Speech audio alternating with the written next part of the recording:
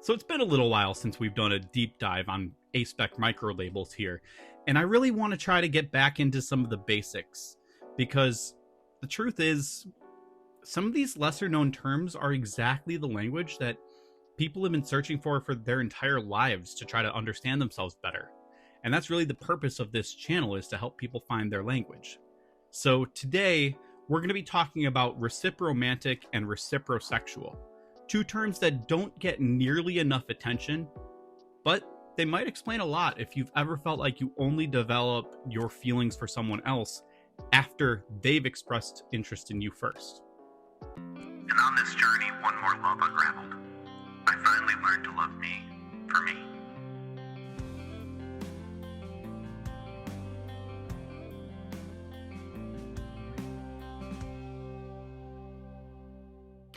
So what exactly is recipromantic or reciprosexual? And how do they differ from being demi, from being gray, or somewhere else on the aromantic and asexual spectrums?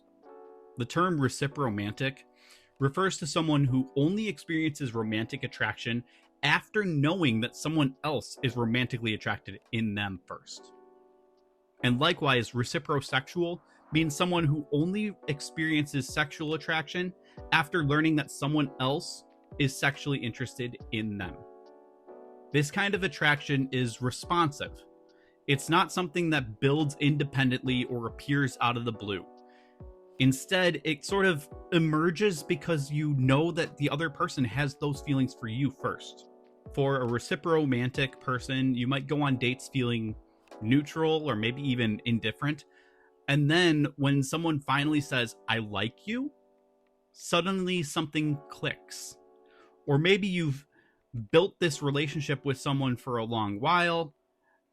Then after knowing them a bit, they make that feeling towards you known, and that sort of wakes something up in you. Now that's very different from demi-romantic, and we'll get into that a little later. But the thing is, you're not faking your way through that connection. You're not pretending to be disinterested until something happens. It's just that you don't process attraction until that moment arrives. Now, some people describe it as a switch being flipped. Others say they didn't even consider someone as a romantic option until they learn that the other person has a crush on them. And reciprosexuality works in pretty much the same way. Maybe you didn't experience sexual attraction at all unless and until someone lets you know that they're into you first. Then and only then do those feelings potentially start to develop for you. Now, this can be pretty confusing, especially in a world that romanticizes the ideas of love at first sight and assumes that attraction is something that you always feel before anything else can happen. But for some people, it is reversed. Attraction comes as a result of someone else's feelings. Especially if you consider yourself someone who, doesn't read people well or can't pick up on signals. Maybe you struggle with some of that stuff. It can definitely help when someone is more direct with you. Now, I consider myself to be one of those people who doesn't always pick up when someone is being a little more subtle. It doesn't happen to me all the time, but often enough that there are definitely things that I've missed in the moment. It even happened in relationships. When I came out as asexual, I talked with my ex-girlfriend and I came out to her, and she started remembering all these times that she was subtle with me that I didn't understand or pick up on. So when I started looking into microlabels, this one caught my attention. I always knew on some level that I'm ace because I've never wanted that. So I never really felt a need to investigate a microlabel there for me because it was pretty clear cut once I learned what asexuality means. But aromantic was a lot harder for me, and it required a lot more attention and a lot more reflection. And trying to figure out if the label recipromantic fit me was pretty complicated. When I look back on most of my past relationships, they usually started after the other person made a very clear move. Whether it was giving me their number unprompted or asking me out directly, those kinds of things.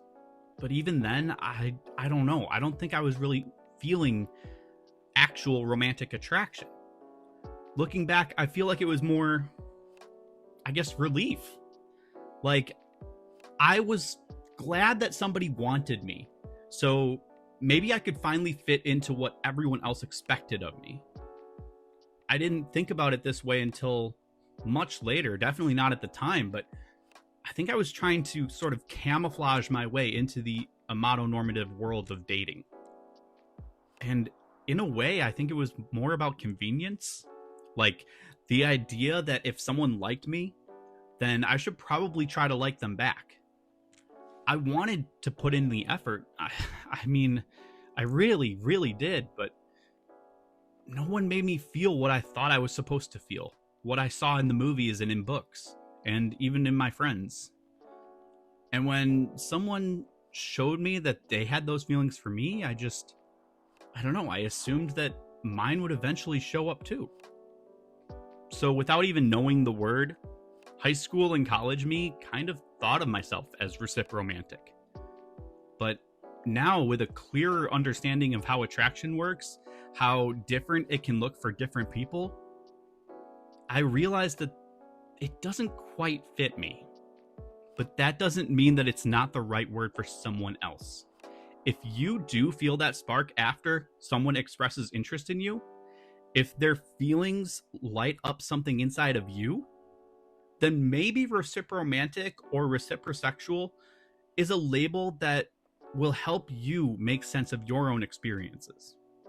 Now, I also think it's important to clarify what these words don't mean. Recipromantic doesn't mean that you fall for everyone who likes you. Reciprosexual doesn't mean that you're only interested if they are, like you're trying to mirror them out of politeness. And neither of these labels are about attention seeking, about playing hard to get, or being afraid to make the first move. You might still be very confident, bold, or even initiate relationships. But if the spark of attraction doesn't show up until you know that you're wanted, that's where these labels might fit. And while there is some overlap, it's not quite the same as being demisexual or demi-romantic. Demi-attraction usually centers on emotional closeness as the prerequisite. But recipro-attraction, on the other hand, that centers on being the object of someone else's attraction. It's about direction and reaction, not necessarily depth. It's kind of like your senses don't activate until you've been noticed, and then suddenly they just kind of turn on. One way that I like to explain it, there's a quote from the Fresh Prince of Bel-Air. I notice you noticing me, and I just want to put you on notice that I notice you too. That to me is reciprocal attraction in a nutshell. Noticing because you've been noticed. And for some people, that's how they've always experienced attraction, even if they didn't have the words to describe that beforehand. It's also totally possible to be recipro and gray or demi or aeroflux or ace flux or anywhere else in the ace spectrum. I want you to remember that labels, even microlabels, are not strict boxes or tests or diagnoses. They're tools to help you articulate your experiences both to others and to yourself. And they can change as you get to know yourself better. They can change based on a number of factors. Some people may feel that reciprocal attraction only really fits them occasionally. Some may feel it nearly every time. All of that's okay, and that's valid. I wanted to highlight this label because I know there are a lot of people out there who felt like there was something a little bit off with the way that they experience attraction. Maybe they thought they were cold or fake or playing hard to get. Maybe they've been told that their feelings aren't real if they didn't show up at first.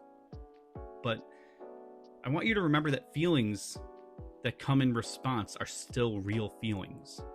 And the more we talk about labels like recipromantic and reciprosexual, the more people can find peace with how they're wired. And they can learn how to advocate for their needs in relationships, in friendships, and even for themselves. Does this sound like you? Maybe it sounds like someone you know.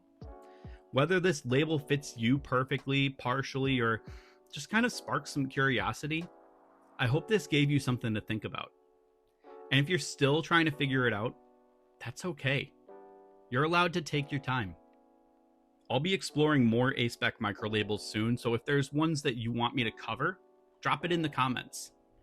And if you are reciprosexual or recipromantic, if those words resonate with you, I'd love to hear your story, but only if you're comfortable sharing. And if the words I talked about in this video make sense for you, please remember that you're not broken, you're not too much or not enough. You just might be reciprocal, and that's something worth understanding. Now, this video is just the beginning. I've got plenty more microlabels to cover, but I'd like your input. What identities, terms, or experiences do you want to see us discuss next? Let me know in this video's comment prompt. And remember, Pride Month may be over, but reading queer literature is something you can do year-round. A great way that you can do that and support this channel at the same time is by ordering a copy of my book, Limitless, Poetry of an Aromantic and Asexual Journey. Check the description of this video for information on where you can get a copy. Another great way to keep the spirit of Pride going year-round and support this channel is by checking out my line of asexual, aromantic, and aroace merch. From shirts to hoodies to coffee mugs and stickers, I've got you covered. If this video resonated with you, be sure to give it a thumbs up, and if you know someone who these labels may connect with, be sure to share this video their way, and subscribe for more content like this. Thanks for watching. Remember to be good to each other and to yourselves. I'll see you in the next one.